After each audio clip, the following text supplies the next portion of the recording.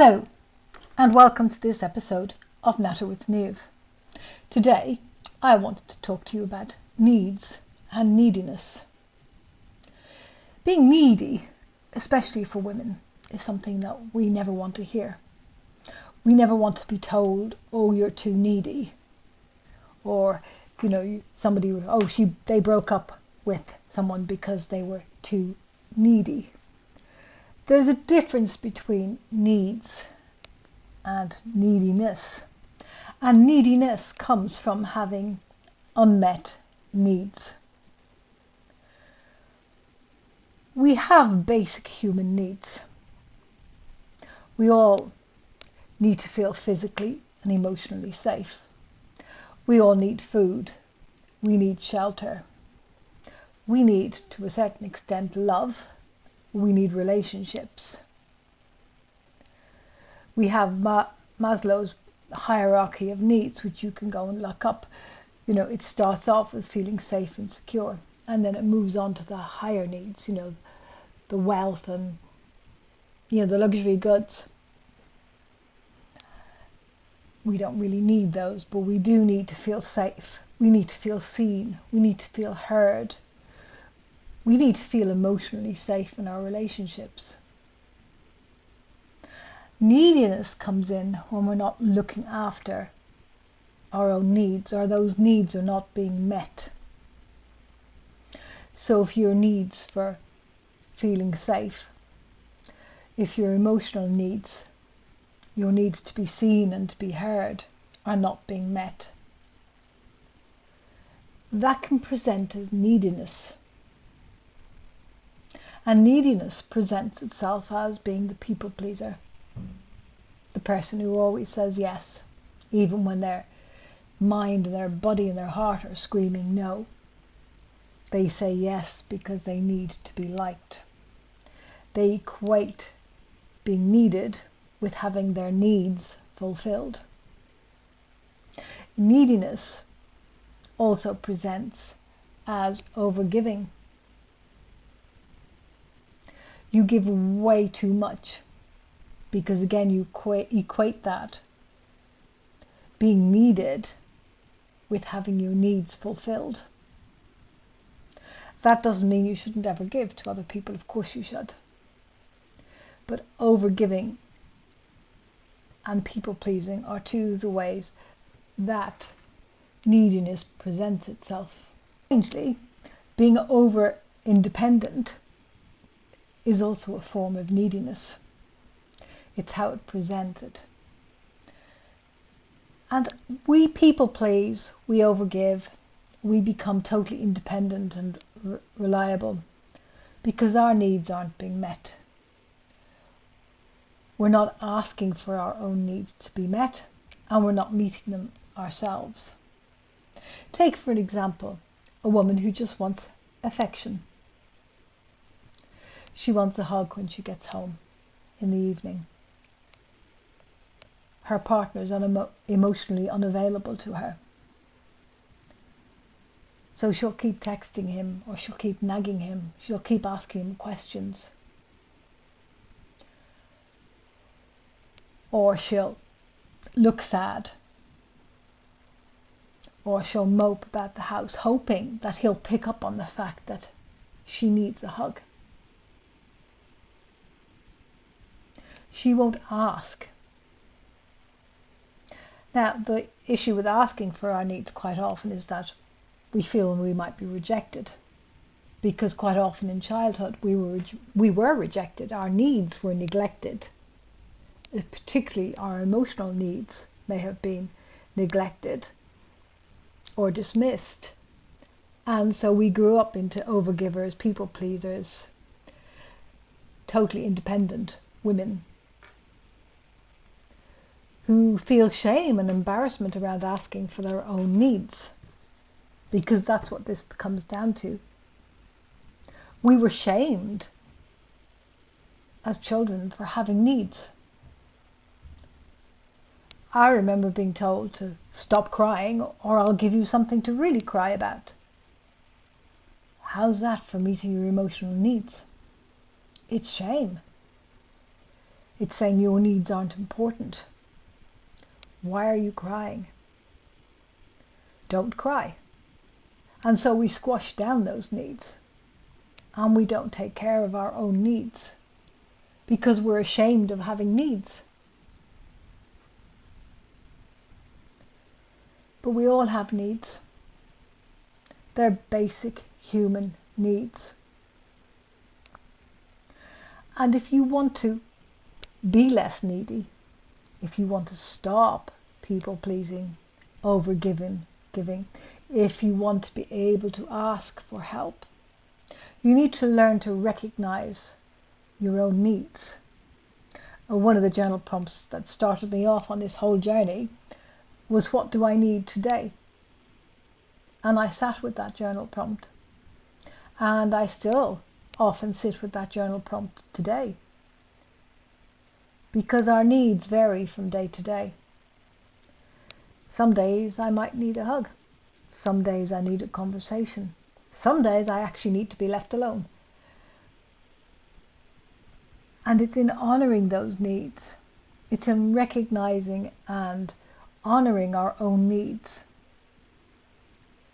that we, one, learn to ask for them to be fulfilled and met if we cannot fulfill them ourselves.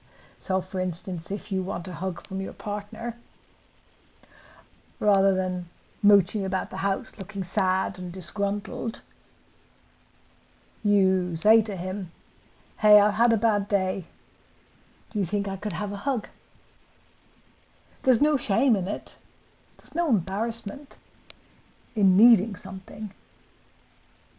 And if your partner makes you feel like there is, maybe it's time to rethink that partner. But how often do you do things for people where they've actually directly asked you for what they needed and you willingly give?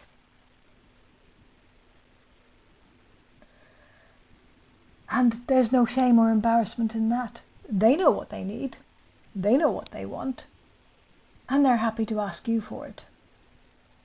The question is, are you giving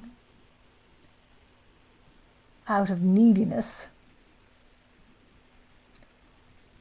or genuine altruism? Because when I realized that a lot of what I was doing was coming from neediness, from my need to be cared for, to love, to be loved, to be nurtured, because I didn't feel any of those things, and I felt ashamed of having those needs, embarrassed by them, and I couldn't ask anybody for what I needed. I was trying to get that by going into overgiver and people-pleasing mode, saying yes to things I didn't really want to do, doing jobs that other people didn't want to do, but because I thought, oh, they'll like me. Maybe, they'll say thank you, and that'll make me feel good for a little while. The truth of the matter was that I could give and give and give as much as I wanted or didn't want, and it didn't make any difference. It became an expectation. It just became normal, natural, that I would keep giving. I would keep doing the same things. It didn't fulfill my needs. In fact, what it ended up doing was making me feel resentful and burnt out, because I was not giving from a place of kindness or altruism. I was giving from my neediness. When I learned to fulfill my own needs, I was able to stop giving from that place of neediness. I was able to give because I wanted to, because it helped me and it helped the other person. Because when we're giving from a place of having our needs met, when we're giving from, as the expression goes, from a full cup, that strengthens our relationships. It strengthens our love for other people. When it's reciprocal, rather than based on neediness from one person, again, it's done in a loving, kind way, and it makes you feel good. You'll know if you're overgiving or people-pleasing because you'll feel resentful about some of the things you're doing for people. So I'd ask you to ask yourself, where are your needs not being met? So sit for a few moments at the beginning of every day and ask yourself, what do I need today? And then ask yourself, how can I meet those needs? Because sometimes we can actually meet our needs ourselves. And sometimes we have to ask other people to help us meet them.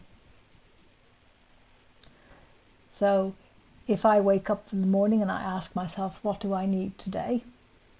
And I think, I need a conversation. I really need to talk to somebody. I just feel like I need to have a good old chinwag with somebody, or maybe I have an issue I want to talk about, or there's been something that's caught my eyes on the news, or something else I've read that I want to share an opinion on, or want to hear somebody else's version of, and so I'll need a conversation.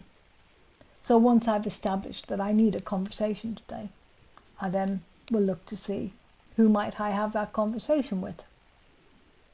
Who can I call? I might invite a few friends for coffee. And say, would you like a coffee? And when I'm there, then obviously I will bring the conversation around to the topic that I want to talk about.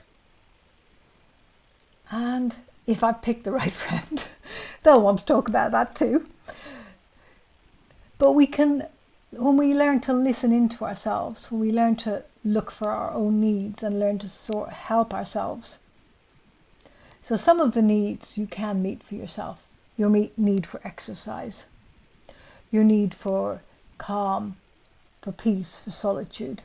You can just block time out in your diary for doing those things. A 15-minute walk in the morning before everybody else is up, or 10 minutes to meditate. You set your alarm 10 minutes early. Meditate before anybody else gets up. I'm not telling you what you need or how you should do it. I'm just making suggestions.